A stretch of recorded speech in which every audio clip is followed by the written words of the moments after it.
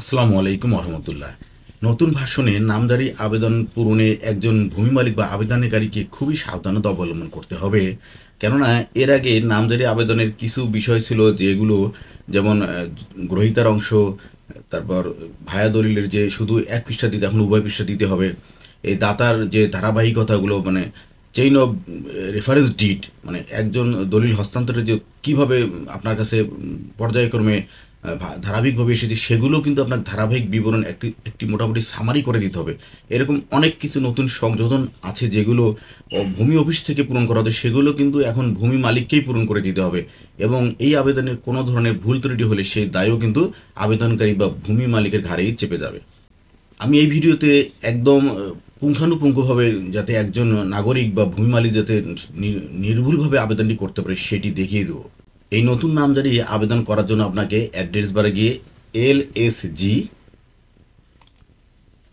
অথবা land.gov.bd লিখে search দিলে কিন্তু আপনি এই লগ ইনের যে ফাইল সেটি পেয়ে যাবেন। এখানে আপনাকে অবশ্যই লগ ইন করতে হবে, নিজের আইডিতে লগ ইন না করলে নামজারি করা যাবে না। এখানে লগ ইন অপশানে সবাই আমরা মোটামুটি জেনে গেছি যে নিজের মোবাইল নম্বর দিতে হবে, তারপর পাসওয়ার্ড দিতে হবে, পাসওয়ার্ড দিয়ে ক্যাপচা কোড দিয়ে আপনাকে লগ ইন করতে হবে। এই আপনি লগ ইন করার পর কিন্তু মূল যে আপনার যে নিজস্ব প্রোফাইলে যে হোম পেজ সেই হোম পেজেই অনলাইন ভূমি সেবাগুলো শো করবে, সেখান থেকে মিউটেশন অপশনটি আমরা সিলেক্ট করে নিব। এখানে মিউটেশন সিস্টেমে আমাদেরকে স্বাগতম জানাচ্ছে। এখন প্রথমেই নতুন আবেদন এবং আবেদনের অবস্থা দেখুন। আবেদন আপনি যে কোনো নামজারি আপনার প্রোফাইল থেকে নামজারি করার পর সেই নামজারি আবেদন কী অবস্থায় রয়েছে সেটি এখান থেকে দেখা যাবে। আমরা যেহেতু আজকে নতুন আবেদন করবো, সেই নতুন আবেদন জন্য ক্লিক করি। ক্লিক করলে কিন্তু পরবর্তী পেজে আপনার নির্দেশ কীভাবে আপনি নামজারি করতে হবে, কীভাবে পূরণ করতে হবে সে সংক্রান্ত একটি সংক্ষিপ্ত নির্দেশনা রয়েছে। এরপরে নতুন আবেদন করুন। এই নতুন আবেদন করলে আবার সেকেন্ড পেজে আমাদেরকে দেখাচ্ছে যে দুটি অপশন আসবে, যে ইতিমধ্যে 20 টাকা কোর্ট ফি পরিশোধিত অথবা কোর্ট ফি পরিশোধ করতে হবে। এখন আমাকে কিন্তু কোর্ট ফি, আমি যেহেতু একেবারেই নতুন আবেদন করব অথবা কোর্ট ফি পরিশোধ করতে হবে। এর জন্য আপনার এনআইডি যেহেতু অটোমেটিক এখানে শো করবে, আপনি এখান থেকে বিভাগ, জেলা, আপনার উপজেলা, এই ঠিকানা দিয়ে পরবর্তী অপশানে চলে যাবেন। এই পরবর্তী অপশন সিলেক্ট করলে কিন্তু আপনাকে এই 20 টাকা পেমেন্টের যে সুযোগ সেটি দিয়ে দেবে। এখানে ইন্টারনেট ব্যাংকিং থেকে আপনি অগ্রসর হয়ে এই ফিগুলো মোটামুটি কীভাবে দিতে হয় এটাও সবাই জানে। আপনি এই 20 টাকা এখান থেকে পেমেন্ট করার পরে কিন্তু আপনাকে এটি কোড ফি নম্বর দিয়ে দেওয়া হবে। আমি এখানে একটু বলে রেখে যে আপনার আপনি এই টাকা জমা দেওয়ার সময় যে বিভাগ, যে উপজেলা বা যে উপজেলা, বিশেষত যে উপজেলার জন্য 20 টাকার কোড ফি দিয়ে দিবেন, সেই কোড ফি নম্বরটি কিন্তু 7 দিনের জন্য প্রযোজ্য হবে এবং শুধু ওই উপজেলার জন্যই আপনি একটি নামজারি আবেদন করতে পারবেন। 20 টাকার কোড ফি পরিশোধ করার পর আমি ইতিমধ্যে কোড ফি পরিশোধিত, এখান থেকে আপনি ট্র্যাকিং নাম্বার দিয়ে দেবেন। আপনার যে কোড ফি আপনি প্রদান করার সাথে সাথে কিন্তু একটু কোড ফি নম্বর বা ট্র্যাকিং নাম্বার দিয়ে দেওয়া হয় এবং আপনি যে মোবাইল নম্বর ব্যবহার করেছিলেন সেটি ইনপুট দিয়ে যাচাই অপশানে চলে গেলে আপনাকে কিন্তু মিউটেশন আবেদনের যে মূল ফর্ম সেই ফর্মে নিয়ে যাবে। এখন আমি কিন্তু মিউটেশন আবেদনের যে মূল ফর্মে চলে এসেছি। এখন এই মিউটেশন আবেদনের প্রথমেই 1 নম্বরেই আপনাকে যেটা সিলেক্ট করতে হবে সেটি হচ্ছে যে মিউটেশন আবেদন করবেন সেটি নির্বাচন করুন, অর্থাৎ সরাসরি রেকর্ডীয় মালিকের খতিয়ান হতে নাকি মিউটেশন হতে। দুটি অপশন প্রথমেই সিলেক্ট করতে হবে। এটি সরাসরি রেকর্ডীয় মালিক। সরাসরি রেকর্ডীয় বলতে ধরুন RS BS বা BRS বা সিটি জরিপের মালিক যদি সরাসরি আপনার হস্তান্তর হয়ে থাকে সেটি একটি। আর একটি অপশন হচ্ছে মিউটেশন খতিয়ান হতে, মিউটেশন বা নামজারি খতিয়ান হতে। আপনি যে দলিল মূল্যে কিনেছেন সেই দলিল দাতা হলো মিউটেশন বা নামজারি মালিক, তাহলে আপনি মিউটেশন খতিয়ান হতে এখানে সিলেক্ট করবেন। এখানে আমি একটু অ্যাডভাইস দিয়ে রেখে যে যদি এমন কোনো আবেদন করে যদি এরকম অবস্থা হয় যে আপনি সরাসরি রেকর্ডীয় মালিকের কাছেও একটি জমি আছে, আবার মিউটেশন খতিয়ান অর্থাৎ রেকর্ডীয় খতিয়ানও আছে এবং নামজারি খতিয়ান থেকেও হবে, সেক্ষেত্রে আপনি কিন্তু এরকম পর্যায়ে হলে আপনি প্রথমেই সরাসরি রেকর্ডীয় মালিকের খতিয়ান হতে এই অপশনটি সিলেক্ট করবেন। আর যদি একটি আবেদন দলিল হয় এবং একটি দলিল দাতা মিউটেশন বা নামজারি হয় তখন যদি নিশ্চিত হন তখন আপনি মিউটেশন খতিয়ান হতে আবেদন করবেন। এরপরে পরে যে অপশনগুলো দেওয়া হচ্ছে সেটি হচ্ছে ক্রয়, মালিকানা অর্জনের ধরন, ক্রয়, উত্তরাধিকার, হেবা, বন্দোবস্ত এবং ডিক্রি। এই যে ডিক্রি বাদে বাকি যে উত্তরাধিকারটা কিন্তু আমি পরে দেখাবো, কারণ উত্তরাধিকারে আরও একটু জটিলতা, সেগুলো আমি আরেকটা ভিডিও দেবো। এই উত্তরাধিকার বাদে যেগুলো অপশন রয়েছে মোটামুটি একই রকম, শুধু ডিক্রিতে কিছু ব্যতিক্রম রয়েছে। এই ডিক্রিটা আগে আমি দেখিয়ে দিই। যদি কোর্টের রায় বা ডিক্রি অনুযায়ী কোনো আবেদন করেন তাহলে নতুন একটি কিন্তু অপশন চলে আসবে। সেখানে 2.1 দেখুন, এখানে দেখাচ্ছে যে কোনো আদালতের রায় সূত্রে মিউটেশন আবেদন করবে, অর্থাৎ সেটি কি অর্থঋণ আদালত নাকি ল্যান্ড সার্ভে নাকি অন্যান্য আদালত, এই যে আদালতের রায়ে আপনি আবেদনটি করেছেন সেই আদালত সিলেক্ট করতে হবে। এরপরে আপনি কি প্রতিনিধির মাধ্যমে আবেদন করছেন, এখানে হ্যাঁ এটা পরে আসছে। আবার কোর্টের যে বিষয়টি সেটি আগে দেখাই। এই 4.3 দেখুন, ওই আদালত সিলেক্ট করার পর 4.3 কিন্তু ওই কোর্ট মূলে যে কোর্টের রায় বা ডিগ্রি মূলে সিলেক্ট করলে কিন্তু এই অপশনটি বাড়তি আসবে, সেটি হচ্ছে আদালত কর্তৃক রায়ের কপি সংযুক্ত করুন। অর্থাৎ আপনি যে আদালতে রায় পেয়েছেন সেই আদালতের রায়টি এখানে সিলেক্ট করতে হবে, এবং এরপরে আবার আদালতের রায়ের বিরুদ্ধে আপিল হয়েছে কিনা তার প্রমাণিক বা সার্টিফিকেট কপি সংযুক্ত করুন। অর্থাৎ আপনি যে রায় পেয়েছেন সেই রায়ের বিরুদ্ধে আপনার বিবাদী বা প্রতিপক্ষ উচ্চতর আদালতে কোনো আপিল করেছে কিনা সেই সংক্রান্ত একটি প্রমাণিক বা সার্টিফিকেটই কিন্তু কোর্ট থেকে উত্তোলন করা যায়, সেটিও কিন্তু আপনাকে অ্যাটাচমেন্ট দিতে হবে। এখানে সিলেক্ট ফাইল দিলে আপনার ফাইলটি আপনি অ্যাটাচ দিতে পারবেন। এই ডিগ্রি বাদে বাকি যে মালিকানা অর্জনের ধরনগুলো রয়েছে সেটি ক্রয়, হেবা এবং বন্দোবস্ত, এগুলো সবই দলিল। এই দলিল মূল্য দিলে আপনি বাকি এই সিস্টেমে কিন্তু সবগুলো একই নিয়মে পূরণ করতে হবে।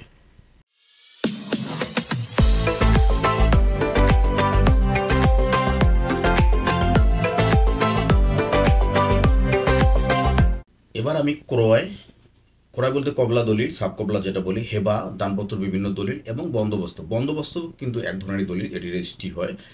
এই সাব কবলা, হেবা এবং বন্দোবস্ত 3 ধরনের দলিল মূলে কীভাবে নামজারি আবেদন ফর্ম পূরণ করবো সেটি আমি দেখিয়ে দিব। আপনার পছন্দ মতো এই মালিকানা অর্জনের ধরনটি সিলেক্ট করার পর আপনি নিচের দিকে চলে আসবেন। এখানে 2 নম্বরে বলা হচ্ছে আপনি কি প্রতিনিধির মাধ্যমে আবেদন করছেন। প্রতিনিধির যদি হ্যাঁ সিলেক্ট করেন তাহলে কিন্তু প্রতিনিধির তথ্য এখানে চলে আসবে।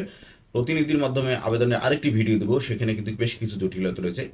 এখন আমি সরাসরি আবেদনকারী নিজেই আবেদন করবে সেই প্রক্রিয়াটি দেখিয়ে দেবো।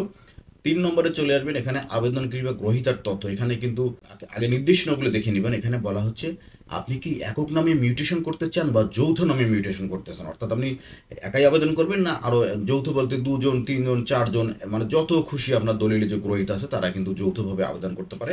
এখানে যদি একক সিলেক্ট করলে তো একজনই থাকবে, শুধু একজনের তথ্য যোগ করতে পারবেন। আর যদি যৌথ গ্রহীতা সিলেক্ট করেন তাহলে কিন্তু পরে আবার দেখুন সমভাবে আরেকটি অপশন আসবে, সেটি হচ্ছে আবেদনকারী বা গ্রহীতা কিভাবে জমির তফসিল বন্টন করবেন। মানে এটি কি, অর্থাৎ ধরেন আপনারা যদি 4 জন আবেদন করেন, এখানে যদি সমান অংশ দিলে আপনাকে সব অটোমেটিক সমান অংশ যোগ হয়ে যাবে। দেখুন 2 জনের আমি এখানে যদি সমভাবে দেন এটা অটোমেটিক 50-50 চলে এসেছে। আর যদি ভিন্নভাবে সিলেক্ট করেন তখন কিন্তু আপনাকে লিখে দিতে হবে। এখন আমি ভিন্নভাবে দিলাম, এবং আমি ধরেন 4 জন আবেদন করলে কি করতে হবে সেই বিষয়টা আপনাদেরকে দেখিয়ে দেই। ভিন্নভাবে দেওয়ার পর আপনি উপরে আরও গ্রহীতার তথ্য যুক্ত করুন, এই অপশনে যদি চলে যান তাহলে কিন্তু আপনি যত খুশি আবেদনকারী বা গ্রহীতার তথ্য যুক্ত করতে পারেন। আবার আরও গ্রহীতার তথ্য দিন। দেখুন 1 2 3 আমরা 4 জন গ্রহীতার তথ্য যুক্ত করার সুযোগ পেলাম। এখন প্রথম যে আপনার এবার নতুন আবেদন ফর্মে গ্রহীতার যে প্রথম সাবধানতা বা প্রথম যে জানার বিষয়, তাকে একটু নিজে জেনে বুঝে ফিল আপ করতে হবে, যেটি আগে ভূমি কর্মকর্তা বা ভূমি অফিস থেকে পূরণ করা হতো, সেখানে ভুল ভ্রান্তির দায়িত্ব ছিল ভূমি কর্মকর্তার। এবার কিন্তু এই দায় একজন জমির মালিক বা আবেদনকারীর ঘাড়ে চাপিয়ে দেওয়া হয়েছে। অতএব এখানে ভুল হলে কিন্তু সেই ভুলের দায়ও আপনাকেই নিতে হবে। তাহলে 4 জন যদি হয়, এখানে অংশগুলো আমি বলে দিই, অংশ কিন্তু 1000 হতে হবে। অর্থাৎ আপনি যতজন গ্রহীতা দেন তার জমির যে অংশ এটি কিন্তু টোটাল 1000 না হলে আপনি কোনোভাবে সাবমিট নেবে না, এর কমও হওয়া যাবে না, বেশিও হওয়া যাবে না। সেখানে এই সমভাবে যদি আপনি সিলেক্ট করেন তাহলে কিন্তু দেখুন 250 করে অটোমেটিক সিলেক্ট হয়ে যাবে। কিন্তু যখন আপনি মালিকানার অংশ ভিন্নভাবে দিবেন তখন কিন্তু আপনাকে পূরণ করে দিতে হবে। ধরুন প্রথম 2 জন 250 500, আর বাকি 2 জন অসম অংশ, অর্থাৎ ধরুন একজন হচ্ছে 300, তাহলে এখানে খেয়াল করুন 250 500 300 800, তাহলে আর 1000 থেকে থাকে কত, আর মাত্র 200। আপনি শুধু 200 ফিল আপ করার সুযোগ পাবেন। এই যে বিষয়টি এখানে যে গ্রহীতার অংশ সেটা কিভাবে ক্যালকুলেট হবে সেটা আমি বলি। ধরুন এই আবেদনে মোট 1 একর জমির নামজারি আবেদন করা হবে, 4 জন গ্রহীতার বা মালিকের নামে নামজারি আবেদন হবে। তাহলে 4 জনের মধ্যে ধরুন একজন প্রথম 2 জন 25 50 শতক, বাকি যে 2 জন তার মধ্যে একজন 30 শতক এবং আরেকজন 20 শতক। এইভাবে কিন্তু হিস্সাটা বের করতে হবে। এই জমির হিস্সা, মালিকানার হিস্সা কীভাবে বের করে সে সংক্রান্ত আমার একটি ভিডিও আছে, সেখান থেকে কিন্তু আপনি এই তথ্যটি সহজেই ক্যালকুলেশন করতে পারবেন। এই যে জমি গ্রহীতার অংশ আপনি দেওয়ার পরে আপনি কিন্তু পরবর্তী অপশনে এই যে তথ্য দিন, এরপরে জমির অংশ দেওয়ার পর আপনি তথ্য দিন অপশনের সুযোগ পাবেন। তাহলে আমি জমির 400 অংশ কিভাবে পাবেন আমি এটা দেখিয়ে দিলাম আপনাকে। ভিন্নভাবে দিলেই কিন্তু আপনাকে নিজেকেই এটি পূরণ করে দিতে হবে। 4টা তথ্য পূরণ করতে অনেক বেশি সময় লাগবে। আমি 2টো তথ্য পূরণ করে, 2জন গ্রহীতার তথ্য পূরণ করে দেখাবো। বাকিগুলো আমি ডিলিট করে দিলাম। তাহলে যেহেতু আমি ডিলিট করে দিয়েছি, এখানে 250 দেখাচ্ছে, এটা কিন্তু রাখা যাবে না। আপনাকে যে কোনোভাবে 1000 হবে। এই যে আমার 2জন আবেদনকারী আমি দেখাবো, তার ধরেন মালিকানা 1 একর জমির, একজন হলো 70 শতক আর একজন হবে 30 শতক। তাহলে কি হবে, এটি 70 শতক মানে সে স্বাভাবিকভাবে 700 অংশ পাবে, আর বাকি থাকে 330 শতক জিনিস, তিনি 300 অংশের মালিকানা পাবে। এই যে 700 আর 300 1000 আমাদের কিন্তু মিল হয়ে গেল। এখন আমি গ্রহীতার তথ্য যোগ করার সুযোগ পাবো। তথ্য দিন, এখানে এই তথ্য দিন অপশানে সিলেক্ট করলে কিন্তু এখানে আরও একটি মজার ব্যাপার হলো যে যার প্রোফাইল থেকে আপনি আবেদন করছেন সেই ব্যক্তির কিন্তু প্রথম গ্রহীতা কিন্তু তিনি অটোমেটিকভাবে সিলেক্ট হবেন। তার তথ্য কিন্তু অটোমেটিকভাবে চলে আসবে, আপনাকে পূরণ করতে হবে না। শুধুমাত্র অন্য গ্রহীতাদের তথ্য আপনাকে নতুন করে পূরণ করতে হবে। এই প্রথম তথ্য দিন অপশন সিলেক্ট করার সাথে সাথে কিন্তু এই যে প্রাপ্তবয়স্ক, অপ্রাপ্তবয়স্ক এবং প্রবাসীদের যে নামজারি আবেদনের সিস্টেম, সেজন্য আমি আরেকটি ভিডিও দেবো। এখানে প্রাপ্তবয়স্ক দিয়ে আমি সিলেক্ট করি, দেখুন প্রথম আবেদনকারী যে যার এনআইডি, তা সেখান থেকে কিন্তু অটোমেটিকভাবে চলে আসবে। এখানে প্রয়োজনীয় বিষয়গুলো আপনি সিলেক্ট করবেন। আপনাদের যে এগুলো দেখলেই আপনি নিজেই বুঝতে পারবেন। সেগুলো সিলেক্ট করার পর আপনাকে কিন্তু পরবর্তী ধাপে যেতে হবে। প্রয়োজনীয় তথ্যগুলো ফিল আপ করার পর আপনি সংরক্ষণ অপশনে চলে যাবেন। এখানে লিঙ্গ সিলেক্ট করতে হবে। লিঙ্গ, জেলা, উপজেলা এবং পূর্ণাঙ্গ ঠিকানা সিলেক্ট করার পর আপনি সংরক্ষণ অপশনে চলে যাবেন। প্রথম গ্রহীতার তথ্য কিন্তু সিলেক্ট হয়ে গেছে। এখন দ্বিতীয় গ্রহীতার তথ্য আপনি দিবেন। দ্বিতীয় গ্রহীতার তথ্য পূরণের জন্য আবার এই যে প্লাস তথ্য দিন, এই অপশন সিলেক্ট করলে কিন্তু আপনি দ্বিতীয় গ্রহীতার তথ্য ফর্ম পেয়ে যাবেন।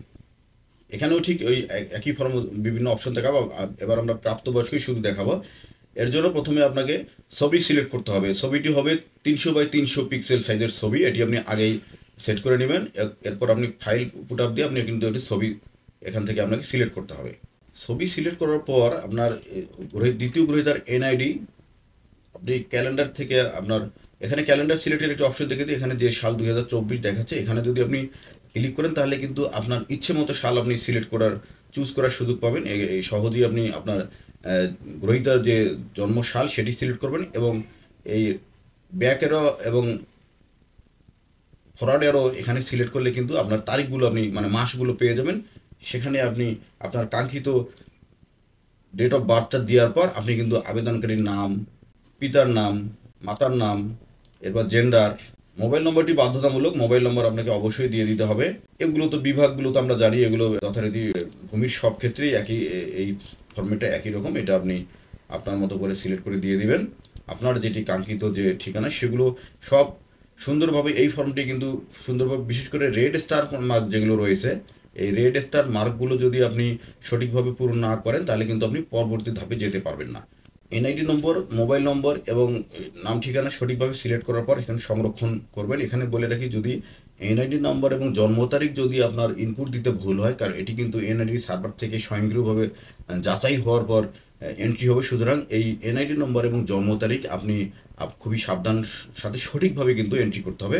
এই গ্রহীতার তথ্য পূরণ করার সময় আপনি এনআইডি নম্বর এবং জন্ম তারিখ সঠিকভাবে ইনপুট না দিলে কিন্তু, কারণ এটি এনআইডি সার্ভার থেকে কিন্তু স্বয়ংক্রিয়ভাবে ভেরিফাই হয়ে তারপর কিন্তু ইনপুট নেবে। সুতরাং এনআইডি নম্বর এবং জন্ম তারিখ সঠিকভাবে অবশ্যই পূরণ করতে হবে। এরপর রেড স্টার মার্ক যেগুলো রয়েছে, রেড স্টার মার্ক অপশনগুলো সুন্দরভাবে সিলেক্ট করার পর আপনি সংরক্ষণ বাটনে ক্লিক করলে কিন্তু গ্রহীতার তথ্য সফলভাবে যুক্ত হয়ে যাবে। আমি 2জন গ্রহীতার তথ্য যুক্ত করে দেখালাম। এভাবে আপনি আরও যত খুশি কিন্তু গ্রহীতার তথ্য যুক্ত করতে পারবেন, সেটি দেখিয়ে দিয়েছি। এরপর দলিল যুক্ত করুন অপশনে আমরা চলে আসলাম। দলিল যুক্ত ক্ষেত্রে প্রথমেই বলি, এর আগে কিন্তু দলিল যখন আমরা ইনপুট দিতাম তখন কিন্তু দলিলের পরে একটি অপশন আসছে, এখন কিন্তু সাথে সাথে দলিল দিতে পারবে। এবং এখানে যে নির্দেশনা হচ্ছে যে দলিলের, এবার কিন্তু দলিলের প্রথম পৃষ্ঠার, দলিলের প্রথম পাতার ফ্রন্ট এবং ব্যাক পেজ দুটো, উভয় পাতাই কিন্তু আপনাকে স্ক্যান করে দিতে হবে। আর অন্যগুলো আপনি শুধু ফ্রন্ট পেজ বা প্রথম পেজটা করে স্ক্যান করলে কোনো সমস্যা নেই। সেই সাথে কোনোভাবেই আপনার ফটোকপি দলিল স্ক্যান করে কিন্তু আবেদন করা যাবে না। এই দলিল সংযুক্তির ক্ষেত্রে এই দুটি বিষয় মনে রাখবেন। এটি একটু দেখে নিলে সেটা বুঝতে পারবেন। এরপর আপনাকে দলিল নম্বর লিখতে হবে। যে দলিল দিয়ে আবেদন করবে সেই দলিল নম্বর, তারপর দলিলের তারিখ আপনার, এখানে এই যে সাল সিলেক্ট করলে ইচ্ছে মতো আপনি নিজের মতো করে সাল সিলেক্ট করতে পারবেন। দলিলের মূল্য, নতুন যে দলিলগুলো সেই দলিলে কিন্তু মূল্য লেখা থাকে, পুরাতন দলিলে মূল্য এখানে রেজিস্টার মানে বাধ্যতামূলক না, তবে নতুন দলিলে অবশ্যই আপনি মূল্যগুলো বসিয়ে দিবেন। আপনার জমির যে মূল্য লেখা রয়েছে প্রথম পৃষ্ঠায় সেটি। এখন কিন্তু নতুনভাবে দলিলের পৃষ্ঠা যোগ করা হয়েছে, দলিলের পৃষ্ঠাটা আপনি গুনে নেবেন। কোনো দলিলে 10টি থেকে 12টি থেকে, আবার বন্টননামা দলিলে অনেকগুলো দলিল থেকে, মানে সার্টিফাই যে জাবেদা নকল দলিল সেখানে দলিলের পৃষ্ঠা, যেটা আপনি আপনার দলিলে যে মোট পৃষ্ঠা সেটি কিন্তু আপনি এখানে ইনপুট দিয়ে দিবেন। আপনি জেলা এবং সাব রেজিস্ট্রি অফিসের নাম লেখার পর আপনি অ্যাটাচমেন্ট ফাইল থেকে কিন্তু আপনি দলিল সংযুক্ত করে দিবেন। এই দলিলগুলো অবশ্যই পিডিএফ হতে হবে এবং এর দৈর্ঘ্য যেন 25 MB বেশি না হয়, এটি খেয়াল রাখতে হবে। দলিল অনুযায়ী আবেদনকৃত জমির তফসিল, আপনার বিভাগ, জেলা, উপজেলা এগুলো সিলেক্ট করার পর আপনি মৌজা সিলেক্ট করে নেবেন। মৌজা সিলেক্ট করার পর আপনি জমির তথ্য যুক্ত করবেন। জমির তথ্য যুক্ত করার ক্ষেত্রে আপনার দলিল নাম্বার কিন্তু আপনি যে সাব রেজিস্ট্রি অফিস এখানে সিলেক্ট করলে পেয়ে যাবেন। জমির তথ্য পূরণ করার সময় আপনাকে হোল্ডিং নাম্বার এবং খতিয়ান নাম্বার দিয়ে সার্চ দিতে হবে। জরিপের নাম সিলেক্ট করবেন, আপনার ওই মৌজায় যে জরিপ সেটি কি, এখানে প্রথমে নামজারি আছে, আমি নামজারিও কি সিলেক্ট করে দেখাবো এবং আরএস জরিপ দিকে, আরএস বা বিআরএস জরিপ সেটিও সিলেক্ট করে দেখাবো। প্রথমটি আরএস জরিপ থেকে একটি তথ্য পূরণ করে দেখাই।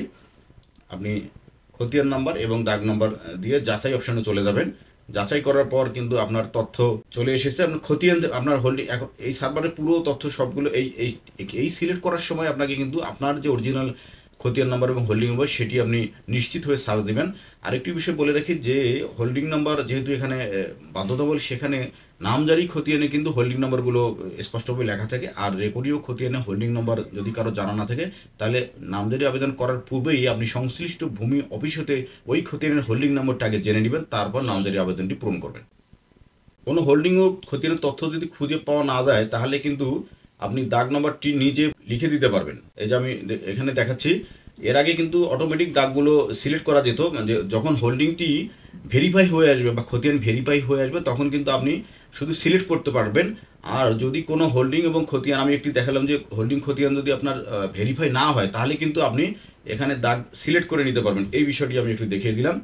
আমরা আবার পূর্বের বিষয়টিতে ফিরে যাই, যেটা আমার এই ভেরিফাই খতিয়ান ছিল সেটিতে আমি ফিরে যাচ্ছি। এখানে দাগ সংযুক্ত করুন অপশন, আমার এই খতিয়ানে 4টি দাগ রয়েছে। কোন দাগে কতটুকু জমি রয়েছে আপনি কিন্তু দেখে নিতে পারবেন। সিলেক্ট করলে এখানে দেখাবে কোন দাগে কতটুকু জমি রয়েছে। নিচে কিন্তু আমি যে দাগটি সিলেক্ট করলাম এই দাগে কিন্তু 50 শতক জমি রয়েছে। এটি দেওয়ার পর আপনাকে পরবর্তীতে শ্রেণী দিতে হবে। শ্রেণী কিন্তু রেকর্ডীয় শ্রেণী কিন্তু স্বয়ংক্রিয়ভাবে এখানে আপনাকে দেখাবে। এখানে রেকর্ডীয় শ্রেণী নাল। এখন ব্যবহারের জন্য বর্তমানে ওই জমির শ্রেণীটি কি এখনও নাল রয়েছে কি নামা নাকি কান্দা, যদি চেঞ্জ হয়ে থাকে আপনি কান্দাও দিতে পারবেন। মানে বর্তমানে শ্রেণী আর রেকর্ডীয় শ্রেণী স্বয়ংক্রিয়ভাবে আসবে। আর বর্তমানে ব্যবহারের আর যদি না আসে আপনি এখানে লিখে দিতে পারবেন। সেই সাথে ব্যবহারের রেকর্ডীয় শ্রেণী খতিয়ান অনুযায়ী হবে। আর এখন ব্যবহার মানে বর্তমানে আপনার ওই জমির শ্রেণী কী রয়েছে সেটি কিন্তু আপনি এটা সিলেক্ট করে দিবেন। এরপর জমির পরিমাণের ক্ষেত্রে বলি, এখানে একরের ঘর আছে আপনার, তারপরে শতকের ঘর রয়েছে, তারপর অযুতাংশ এবং লক্ষাংশ 4টি ঘর পূরণের অপশন পাবেন আপনি। এখানে ধরুন যদি আপনি একর দেন তাহলে এখানে এই আবেদনে আমি 1 একর দিতে পারবো না, এখানে আপনি 0.1 বা 2 দিয়ে দিতে পারবেন 2 একর হলে। আমি খেয়াল করুন যে আবেদনটি যে দাগে আবেদন করা হচ্ছে ওই দাগে জমির পরিমাণেই কিন্তু 50 শতক, অর্থাৎ আমি 50-এর বেশি কোনোভাবে এখানে আবেদন করতে পারবো না। তাহলে এখানে আমার একরের ঘরে 0 দিতে হবে। শতক, এখন ধরুন আমি 30 শতক জমির জন্য একটি আবেদন করব। 30 শতক 50 অযুতাংশ এবং 25 লক্ষাংশ জমির জন্য আমি একটি নামজারি আবেদন করে দেখাবো। এই জমির পরিমাণ লেখার পর নিচের দিকে আপনি যে আবেদনের বর্ণিত তফসিল জমি নাকি বাড়ি বা ফ্ল্যাট, এই বাড়ি বা ফ্ল্যাট পরবর্তী একটি খতিয়ানে আমি দেখাবো কিভাবে ফ্ল্যাটের জমি বা ফ্লোর স্পেসের জমির নাম যে আবেদন সেটি দেখাবো। এখানে আমি জমি হিসেবে আবেদন করে দেখাবো।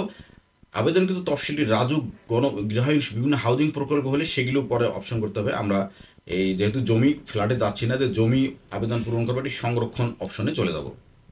এই যে একটি যে আপনি পূরণ করে দেখালাম যে একটি খতিয়ান, সেখান থেকে যদি আরও জমির তথ্য যুক্ত করতে চান তফসিলের কিন্তু একটা তফসিল আমি পূরণ করে দেখালাম। এরপর নিচের দিকে দেখুন যে আরও জমির তথ্য যুক্ত করুন। আপনার যদি আরও দাগ খতিয়ান থাকে সেগুলো কিন্তু আপনি এখান থেকে পূরণ করতে পারবেন। আমি আরও একটা পূরণ করে দেখাই, আরও জমির তথ্য যুক্ত করলে কিন্তু মানে আপনি আরও অপশন পাবেন। যথারীতি আপনি যে এলাকার জন্য কোর্ট ফি জমা দিয়েছেন সেই এলাকার জন্যই আপনি শুধু এই আবেদনটি করতে পারবেন। হোল্ডিং নাম্বার লিখে দিবেন। জরিপের ধরন, এবার আমি এর আগে একটা নামজারি আরএস খতিয়ান থেকে আমি একটি তফসিল পূরণ করে দিয়েছি। এবার নামজারি থেকে যদি হয়, নামজারি থেকে হলে কীভাবে তফসিল পূরণ করা হবে, নামজারি সিলেক্ট করার সাথে সাথে কিন্তু খতিয়ান হস্তান্তরের তারিখ, এই নামজারি খতিয়ান আপনি দেখবেন যে ডিসিআর কাটার তারিখটিও দিতে পারবেন, অথবা দেখবেন যে নামজারি খতিয়ান নিচের দিকে সহকারী কমিশনার ভূমি বা এসিল্যান্ড যে তারিখে সিগনেচার করেছে সেই তারিখটি কিন্তু খতিয়ান হস্তান্তরের তারিখ আপনাকে দিয়ে দিতে হবে। এটি এখানে আপনি ক্যালেন্ডার থেকে সিলেক্ট করবেন এবং খতিয়ান নম্বর দিবেন, নামজারি যে খতিয়ান নম্বর সেই খতিয়ান নম্বরটা আপনাকে এখানে দেওয়ার পর আপনি যাচাই করুন অপশনে চলে যাবেন। এলেই আপনি নিচের দিকে কিন্তু দাগ সিলেক্ট করতে পারবেন, দাগের অপশন পাবেন। এখন এই যে আরও দাগ যুক্ত করে, আপনি যদি এই খতিয়ানে আরও দাগ যুক্ত করতে চান, এখানে কিন্তু একটি দাগ রয়েছে, এই আরও দাগে সিলেক্ট করলেই কিন্তু আপনি আরও দাগের নিচে অটোমেটিক চলে আসবে, কিন্তু আমার এই হোল্ডিংয়ের দাগ একটি। এখানে এই আমরা একটা দাগ আছে, সেই দাগটি সিলেক্ট করে নেই। দাগ সিলেক্ট করে নেওয়ার পর এখানে দেখবেন এখানে কিন্তু জমি 98 শতক জমি রয়েছে। আমি এবার রেকর্ডীয় শ্রেণী, এই খতিয়ানে নামজারি খতিয়ানে রেকর্ডীয় শ্রেণী বাড়ি, আর জমির ধরন, এই জমিটি আগে বাড়ি ছিল, এখনও ধরেন আবাসিক হিসেবে ব্যবহৃত হচ্ছে। এটি এই আবাসিকটা আপনি এখান থেকে, এখানেও বাড়ি লেখা আছে, বাড়ির শ্রেণী মানে রেকর্ডীয় শ্রেণীর বাড়ি, বর্তমানে এটি ব্যবহারের ধরন বাড়ি, দুটি বাড়ি হিসেবে সিলেক্ট করা হলো।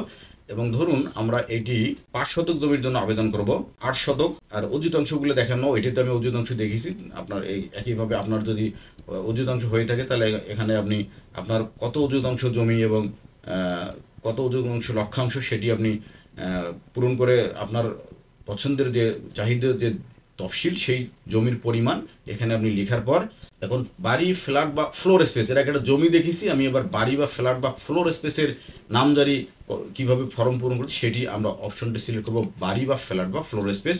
এটি সিলেক্ট করার সাথে সাথে কিন্তু আপনার বাড়ির নম্বর চলে আসবে।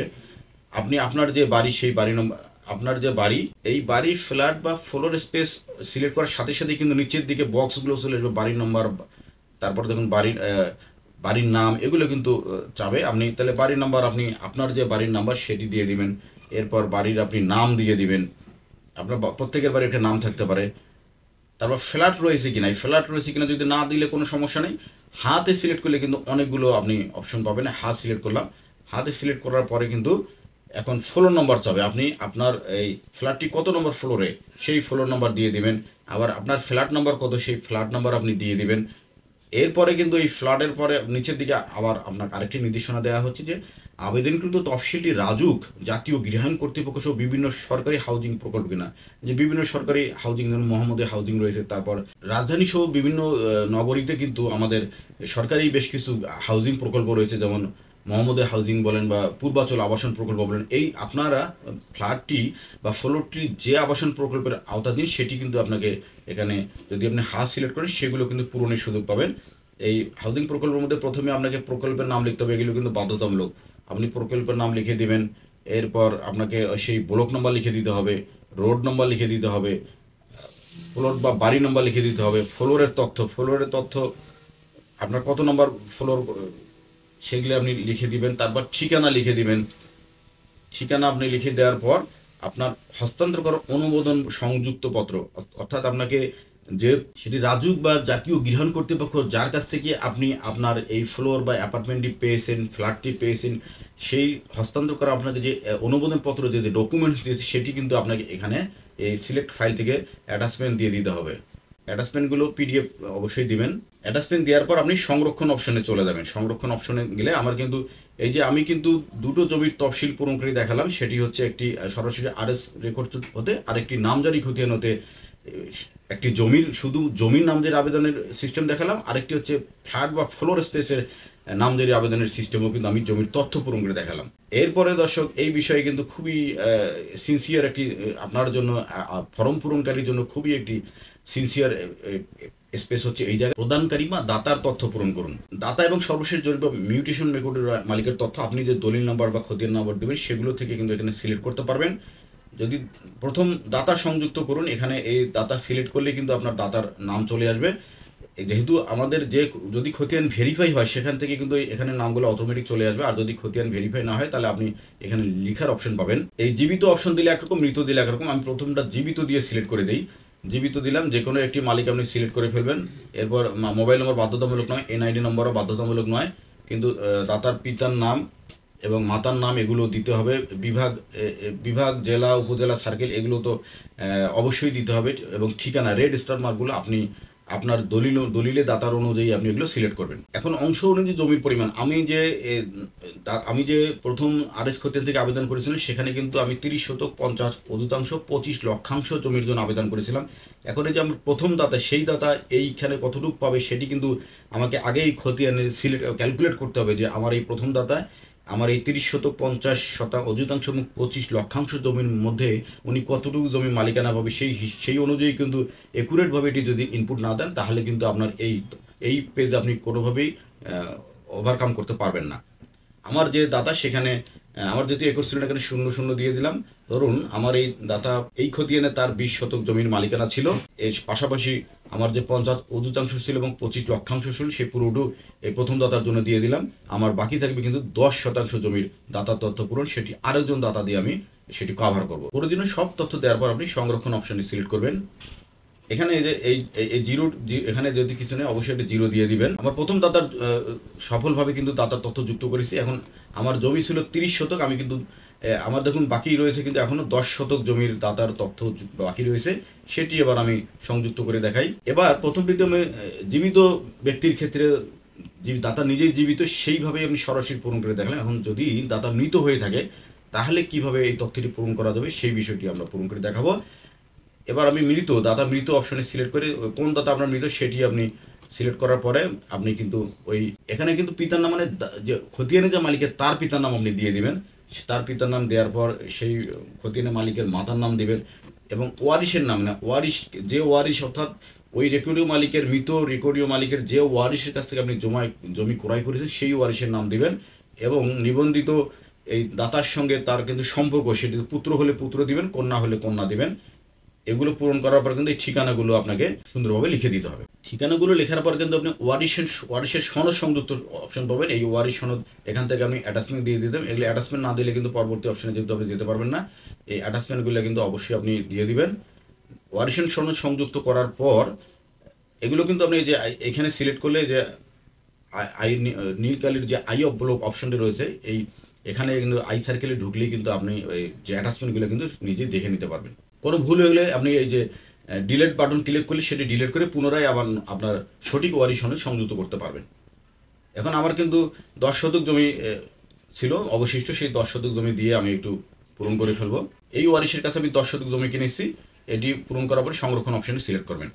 তাহলে আমার কিন্তু এই প্রথম যে আরএস জরিপ থেকে আমি যে দাতার তথ্য পূরণ করলাম, একাধিক দাতার তথ্য পূরণ করে আমি দেখালাম, একটি জীবিত দাতা এবং আরেকটি হচ্ছে রেকর্ডীয় মালিক মৃত্যুবরণ করা তার ওয়ারিশের তথ্য কীভাবে পূরণ করবে, সেই মৃত্যু রেকর্ডীয় মালিকের ওয়ারিশের দাতার তথ্য আমি পূরণ করে দেখালাম। এখানে এই দাতার তথ্য দেওয়ার পর কিন্তু আরও একটি খুবই মানে কেয়ারফুল একটি স্পেস এখানে এই ফর্মের এই 1.1-এর দাতার ক্ষেত্রে এখানে কিন্তু বলা হচ্ছে যে দাতা এবং সর্বশেষ জরিপ বা মিউটেশনের রেকর্ডীয় মালিক একই। এর ব্যাখ্যাটা হচ্ছে দর্শক যে আপনি যে দাতার তথ্য পূরণ করলেন সেই দাতা এবং আপনার আপনি যার কাছে দলিল নিয়েছেন তিনি কি সরাসরি দলিল হস্তান্তরকারী নাকি আবার মাঝখানে অন্য কোনো দলিল দাতা রয়েছে। যে ধরুন রেকর্ডীয় মালিক, আমি একটু উদাহরণ, রেকর্ডীয় মালিক ধরুন এক্স, আপনি যে দলিল মূল্যে ক্রয় করেছেন সেই দলিল দাতা সরাসরি এক্স, কিন্তু যদি এমন তাহলে হাতে ক্লিক করলে কোনো কিছুই পূরণ করতে হবে না। কিন্তু এমন যদি হয় যে আপনার রেকর্ডিং বা মিউটেশনের মালিক হচ্ছে এক্স কিন্তু আপনি ওয়াই বা জেডের কাছ থেকে দলিল মূল্যের নাম অর্থাৎ মাঝখানে এক্সের কাছ থেকে আরও দুটো দলিল হস্তান্তর, এক্স ওয়াইকে হস্তান্তর করেছে, ওয়াই জেডের কাছে হস্তান্তর করেছে, সেই সর্বশেষ গ্রহীতা জেড আপনাকে দলিল হস্তান্তর করেছে, মাঝখানে কিন্তু দুবার হস্তান্তর হয়েছে এবং দুজন দলিল দাতা তৈরি হয়েছে। সেই দলিল দাতার ক্ষেত্রে কিন্তু আপনাকে এই পুঙ্খানুপুঙ্খভাবে চেইন অফ রেফারেন্স ডিডের যে ধারাবাহিকতা সেটি কিন্তু আপনাকে নাতে সিলেক্ট করার পর আপনাকে উল্লেখ করে দিতে হবে। এখানে দাতার তথ্য যুক্ত করতে হবে। জীবিত দাতার নাম হচ্ছে আপনার যে দাতা আপনার কাছে জমি হস্তান্তর করেছেন মানে সেই দাতা, এখানে কিন্তু মালিকের নয়। আপনি যখন দলিল কিনেছেন ওয়াইয়ের কাছ বা জেডের কাছ থেকে যদি আপনি জমি কিনেন সেই জেডের নাম ঠিকানা দিবেন, মোবাইল নাম্বার দেবেন, এরপর জেডের পিতার নাম দিবেন, তার মাতার নাম দিবেন, এরপর ঠিকানাগুলো আপনি সিলেক্ট করবেন। ঠিকানাগুলো সিলেক্ট করতে হবে, এগুলো খুবই ইজি ব্যাপার। এই যে আপনার যে দাতার তার ঠিকানাগুলো সিলেক্ট করবেন। আপনি ওই যে দাতার সরাসরি রেকর্ডীয় বা মিউটেশন মালিক নয় সেই দাতার কাছ থেকে কতটুকু জমি কিনেছেন সেই জমির পরিমাণটা এখানে উল্লেখ করে দিবেন। এই দাতার তথ্যগুলো কিন্তু আপনার আরএস বা মিউটেশন মালিকের দাতা নয়, এটি আপনি এর আগে যে দাতা পূরণ করতে সেগুলো হলো রেকর্ডীয় বা মিউটেশন মালিকের তথ্য। এখন আপনি যে ভায়া মাধ্যমে মাঝখানে যে দুটো দলিল হস্তান্তর হয়েছে সেই দলিল গ্রহীতার কাছে যে আপনি জমি কিনেছেন সেই দাতার তথ্য কিন্তু এটি পূরণ করতে হচ্ছে। এই যে আপনার যে মাঝখানে যে যে সমস্ত দাতার সরাসরি রেকর্ডীয় বা মিউটেশন মালিক নয় তাদের ক্ষেত্রে কিন্তু এটি বাড়তি একটি ফর্ম পূরণ করতে হবে এবং এখানে খুবই সাবধান থাকতে হবে। পরে দেখুন আরও অপশন চলে আসবে যেখানে বলছে যে কতটি বায়া দলিলের মাধ্যমে দাতা মালিকানা গ্রহণ করেছেন, অর্থাৎ আপনার কাছে যে মালিক জেড যে আপনার কাছে জমি হস্তান্তর করেছে, দলিল সম্পাদন করেছে, তিনি কয়টা দলিলের মাধ্যমে মালিকানা পেয়েছেন, সেটি একটি না দুটি। আপনি একটি দিলে একটি জমির তথ্য দলিলের তথ্য পূরণ করার অপশন পাবেন, দুই লিখে দিলে কিন্তু আপনি দুইটি জমি লেখার তথ্য পেয়ে যাবেন। এখানে আমি তিনটি হলে তিনটি দলিল অটোমেটিক আপনি ফিল আপের সুযোগ পাবেন। এখানে আমি একটি দলিলের মাধ্যমে ধরেন এক্স কিনেছিল ওয়াই এর কাছে আর ওয়াই কিনেছিল সরাসরি জেড এর কাছে, মূল মালিকের কাছ থেকে। একটি বায়া দলিলের মাধ্যমে আমার যে দাতা জেড সে কিনেছে, এখানে এই যে দলিল নম্বরটা আপনি লিখে দিবেন, দলিলের তারিখ সিলেক্ট করবেন ক্যালেন্ডার থেকে, দলিলের মূল্য লিখে দিবেন, দলিলের মোট পৃষ্ঠায় যে আপনার যে ভায়া দলিলের সেই পৃষ্ঠা কতটি সেটি লিখে দেবেন। এরপর আপনার এই যে আপনি ঠিকানাগুলো এই যেটা চাচ্ছি সেটি আপনি দিবেন। এখন মালিকানা পরিবর্তনের মাধ্যম, এই যে আপনার জেড যে ওয়াই এর কাছ থেকে এবং ওয়াই যে এক্স এর কাছ থেকে জমি কিনেছে সেই পরিবর্তনের মাধ্যম এখানে সেগুলো কিন্তু আছে। সেটি কি ক্রয় সূত্রে উনি লাভ করেছেন নাকি ওয়ারিশ নাকি হেবা নাকি ডিগ্রি নাকি অন্যান্য, এই জেডের যে মালিকানা অর্জনের ধরন সেটি আপনি এখান থেকে সিলেক্ট করে দিবেন।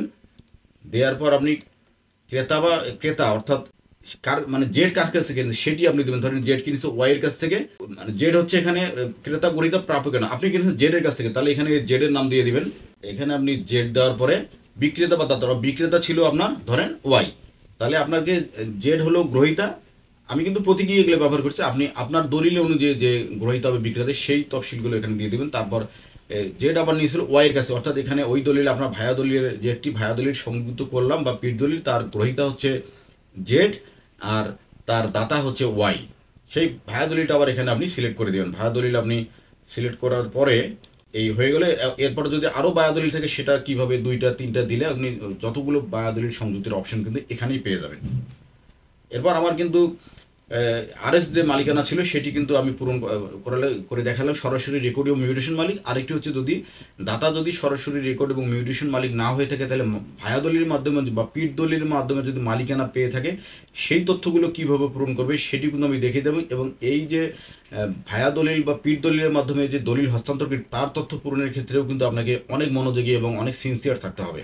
এখানে কোনো ভুল হলেও কিন্তু সেই নামজারি বাতিলের দায়ভারও আপনার ঘাড়ে চাপবে। যে আমার যে নামজারি খতিয়ান থেকে আমি আবেদন করেছিলাম এই একটা ফ্ল্যাটের জন্য, সেই মিউটেশন খতিয়ানের দাতার তথ্য কিন্তু এখানে যুক্ত করলে আমার মোটামুটি এই দাতার তথ্যগুলো পূরণ হয়ে যাবে। আপনি আমার এই মিউটেশন বা নামজারি খতিয়ানের দাতার তথ্য পূরণ হয়ে গেছে, পূরণ করা শেষ। এখন নিচের দিকে নামলে শুধু আপনি কাগজগুলো সংযুক্ত করবেন। এখানে কাগজের ধরেন কলমি নকশা এটা আগে থেকে ছিল, কলমি নকশা আপনার দলিলে কিন্তু যে একটা স্কেচ লঞ্চ থাকে সেটি, অথবা আপনি নিজে আপনার দলিলের একটি খসড়া নকশা করে সেটি অ্যাটাচ করে দিবেন।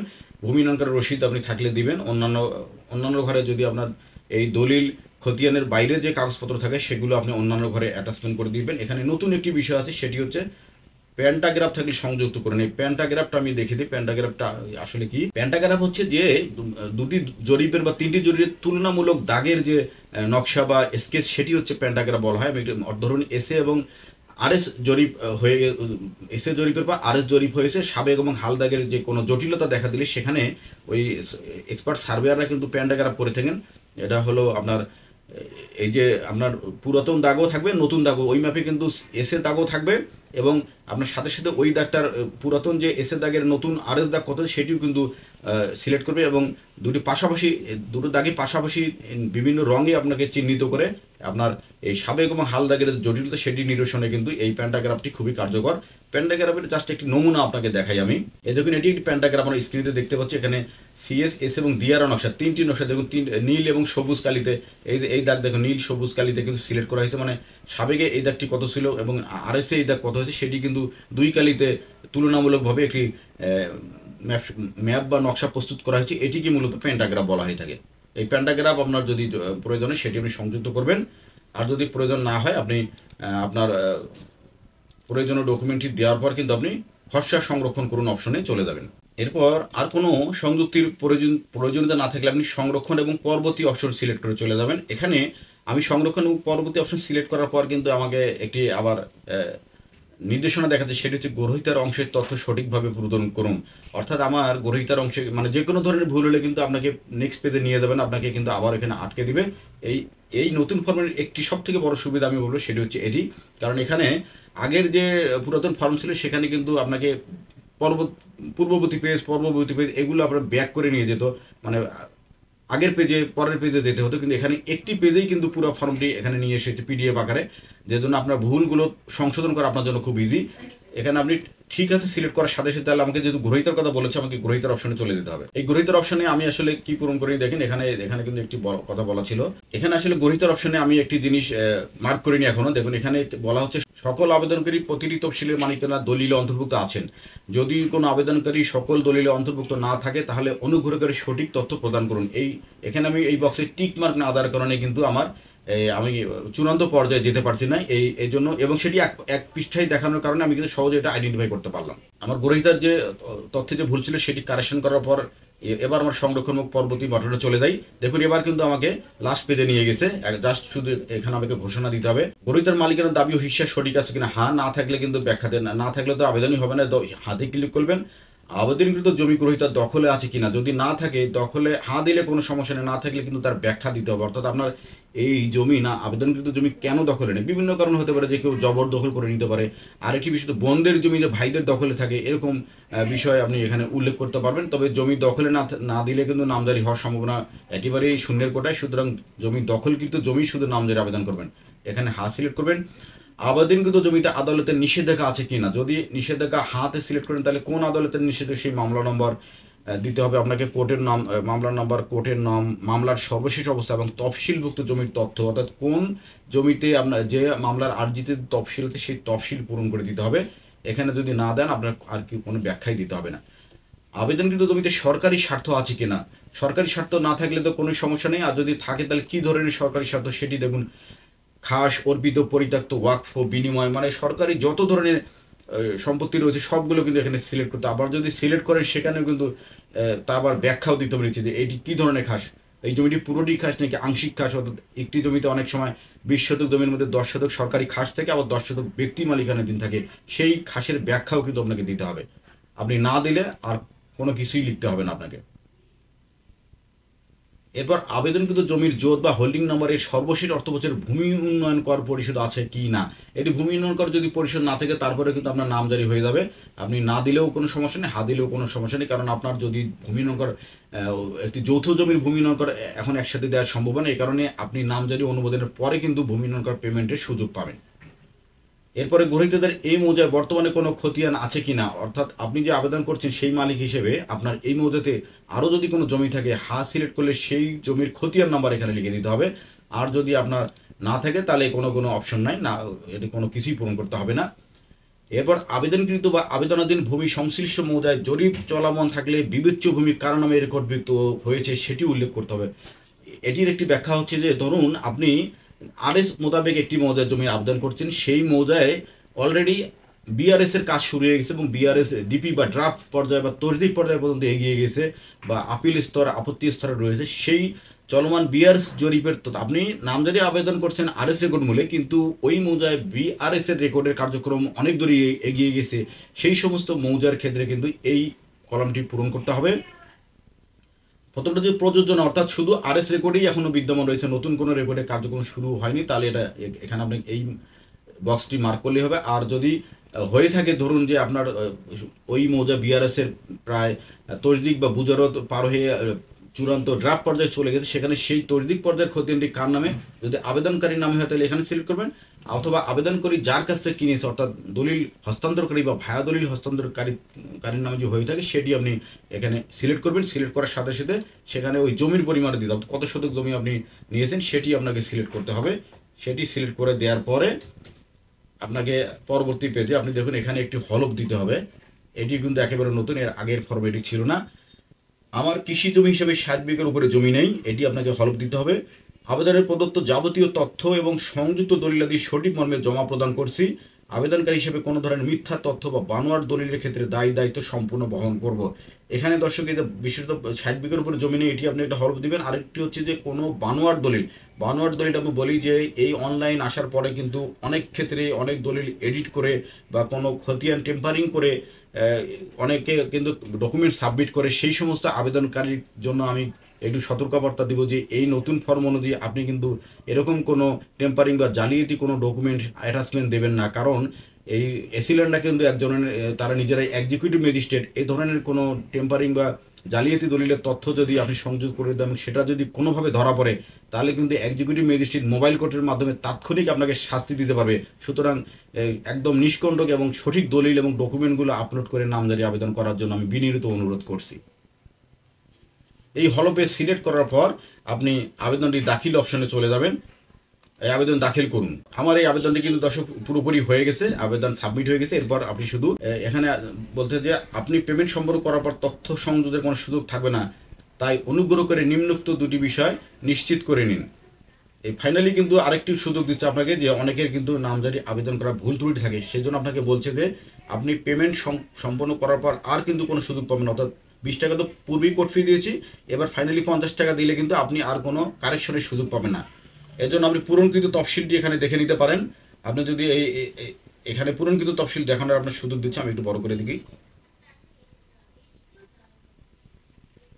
এই যে পূরণকৃত তফসিলটি দেখতে ক্লিক করুন এবং সংযুক্তি সমূহ দেখতে ক্লিক করুন। অর্থাৎ এর মধ্যে আপনার যদি কোনো ভুল ত্রুটি হয়ে থাকে, তাহলে কিন্তু আপনি আবার এগুলো দেখার পরে তারপর আপনি কিন্তু এই আবার আরেকটি হলো যে আবেদন ফর্ম তথ্য সঠিক এবং সংযুক্ত সকল ডকুমেন্ট স্পষ্টভাবে এবং সকল পাতা প্রদান করা হয়েছে আমি নিশ্চিত হয়েছি।